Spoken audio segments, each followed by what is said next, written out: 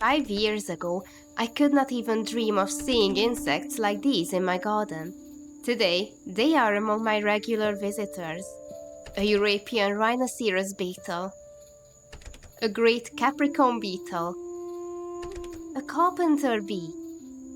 Yet today, all of them can be found here, and the reason is surprisingly simple: dead wood. Around the world, insect and amphibian populations are declining at an alarming rate. Agriculture, industry, climate change, and many other factors all play a role. But there is another problem much closer to home.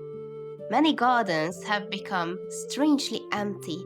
Perfect lawns, a few ornamental plants, every fallen branch removed, every old stump dug out. Beautiful, perhaps, but for countless living creatures, there is very little room left. Deadwood is one of the foundations of a healthy ecosystem. It provides food and shelter for fungi, insects, reptiles, amphibians, birds, and many other forms of life. I would never have seen these beautiful insects if I had not left decaying stumps, branches, and wood chips in my garden. The larvae of the European rhinoceros beetle develop inside rotting hardwood. The great Capricorn beetle depends on old trees and dead wood habitats. Even carpenter bees make use of weathered timber, excavating tunnels where their offspring can develop. What appears lifeless at first glance is often full of activity beneath the surface.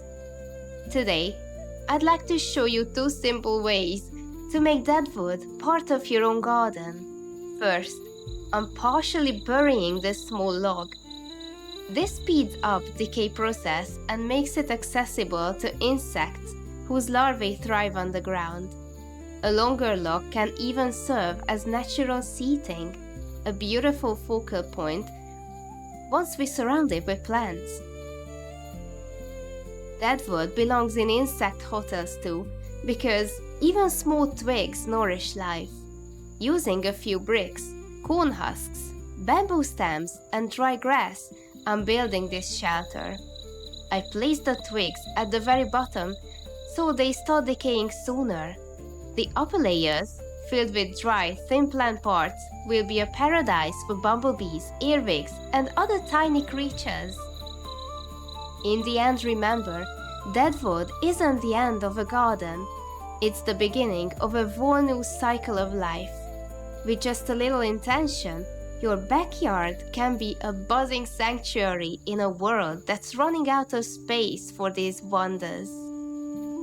What are you doing to help the wildlife in your garden? Do you already have a log pile, or are you planning to build an insect hotel now?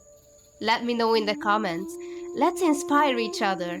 And if you enjoyed this journey, hit that subscribe button for more nature-filled adventures. Thank you for watching. Take care of nature and take care of yourselves. See you in the next one. Thank you for being here. If you'd like to support the channel, you can like, comment, or subscribe. It truly means a lot.